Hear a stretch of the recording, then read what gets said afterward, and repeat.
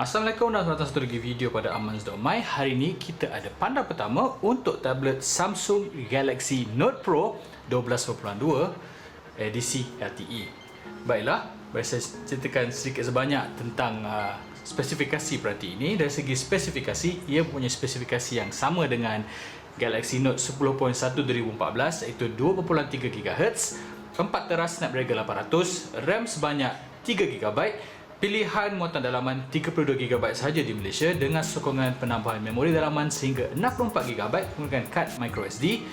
Kamera utama sebesar 8 megapiksel, kamera hadapan 2 megapiksel, bateri sebesar 9500 mAh dan resolusi skrin tadi ialah 2560 x 1600 skrin IPS LCD. Tidak seperti Samsung Galaxy Note 10.1 edisi 2014, Note Pro ini diperkasakan dengan Android 4.42 KitKat. Jadi ia punya sistem operasi yang lebih terkini. Dan harus saya katakan sebenarnya dari segi spesifikasi, versi ini dengan Note 10.1 2014 tidak ada bezanya. Daripada kamera, daripada resolusi skrin, daripada pemproses dan RAM adalah sama. Perbezaannya adalah pada saiz yang lebih besar dan juga bateri yang lebih besar juga.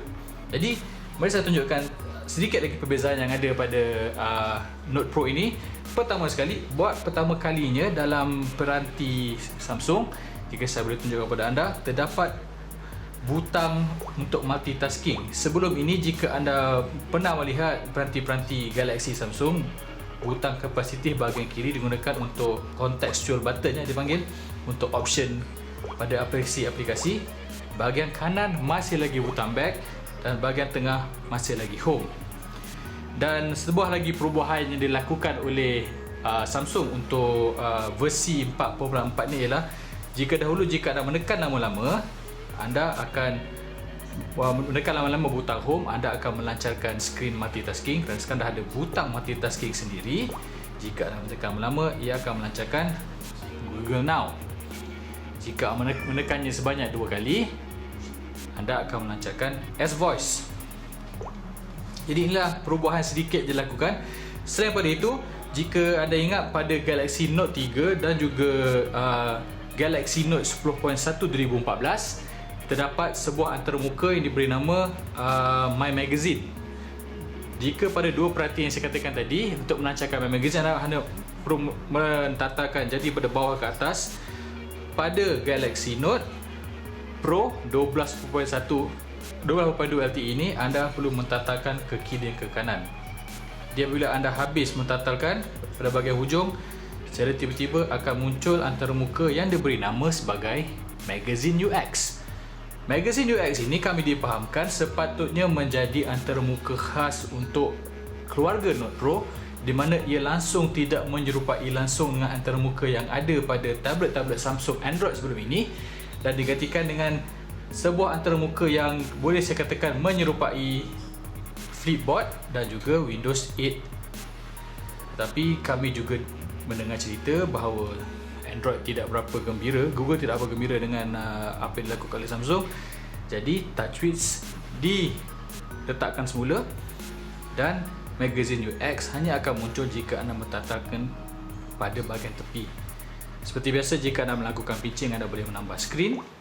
Dan jika saya boleh tunjuk pada bahagian bawah sini, ada butang, dia akan melancarkan terus Magazine UX. Jadi inilah My Magazine yang baru. Cuma perbezaannya berbanding dengan My Magazine dahulu, jika katakan saya mahu membaca Arts and Culture sebagai contoh, saya perlu menekan Arts and Culture, ia akan melancarkan sub menunya pada antarmuka ini dan saya akan membaca berita yang ada.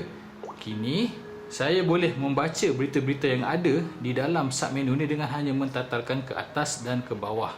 Tidak perlu masuk dahulu untuk melihat apakah berita yang ada. Selain pada itu, pada KitKat 4.4.2 ini terdapat juga beberapa perubahan estetik, di mana sebelum ini jika saya melihat notification bar, dia akan memenuhi keseluruhan skrin dan ianya hanyalah TouchWiz biasa yang diwarnakan balik menjadi warna putih. Pada 4.4.2 ini kami lihat ikon sudah kelihatan bulat. Bar notifikasi juga telah disempitkan, tidak lagi memenuhi keseluruhan skrin. Ikon juga kita perasakan ada sedikit perubahan, lebih rounded dan lebih flat dibanding dengan sebelumnya.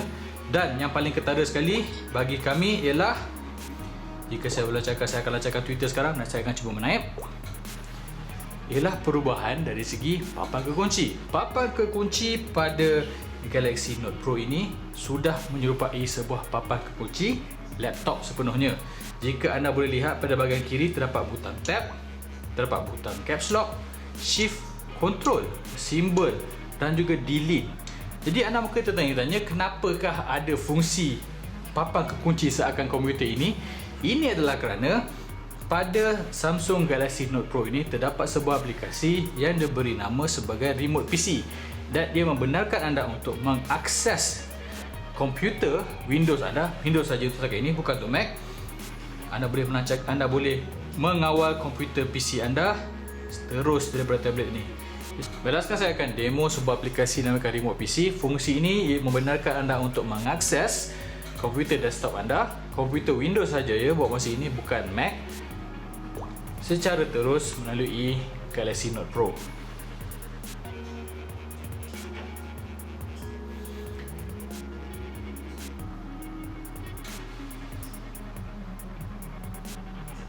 Inilah desktop komputer saya sekarang. Dan apa yang menarik tentang aplikasi ini ialah anda boleh memilih display mana yang ingin dipaparkan pada tablet. Saya ingin umumkan bahawa di pejabat komputer saya yang gunakan sekarang ini mempunyai dua skrin, satu di belah kiri, satu di belah kanan, dan saya boleh tukar display mana yang saya mahukan mengikut kesukaan. Jadi ini adalah skrin bahagian kiri dan adalah skrin bahagian kanan. Dan saya boleh membuka file, double tap macam biasa. Terdapat juga option keyboard. Saya katakan tadi, kerana sekarang ada keyboard yang menyerupai keyboard sebuah komputer, jadi anda boleh melakukan Ctrl V, Ctrl C, caps lock semua. Jadi menaip adalah lebih natural, lebih menyerupai penggunaan sebuah PC. Terdapat juga mode mouse, di mana anda boleh mengawal mouse seperti ini.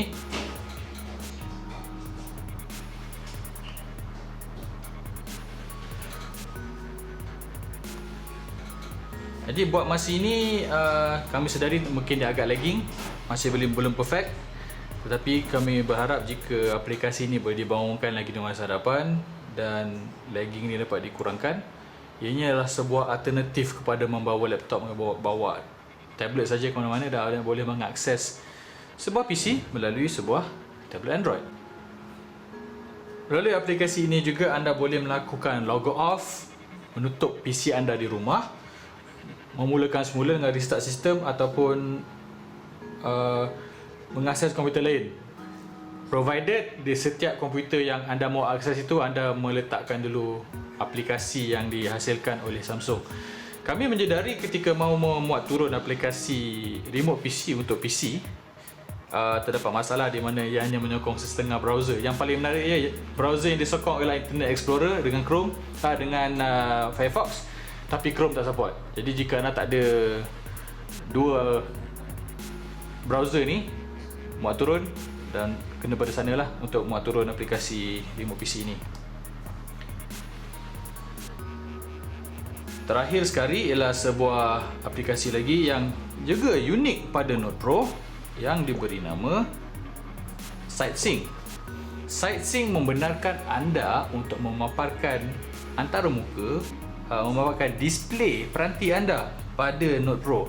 Jadi sekiranya anda mempunyai sebuah Note 3, Note 2 atau Samsung Galaxy S4 sebagai contohnya, anda boleh pairkan dengan Samsung Galaxy Note Pro, dan skrin yang ada pada peranti mobil anda akan muncul pada bahagian skrin kecil ini.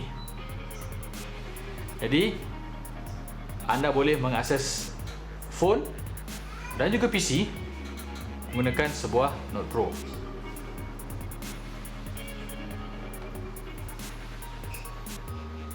Baiklah, ini sahaja pandang pertama kami untuk Samsung Galaxy Note Pro 12.2 versi LTE yang akan dijual di Malaysia.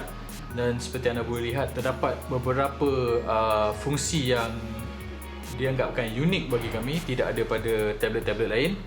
Dan nantikanlah ulasan penuh peranti ini dalam masa terdekat. Jumpa lagi saya di waktu dan yang lain. Jika anda mahukan lagi video pada Amazon My, sila langgan channel kami di YouTube. Jumpa lagi anda di waktu dan hari yang lain ya. Sekian, terima kasih.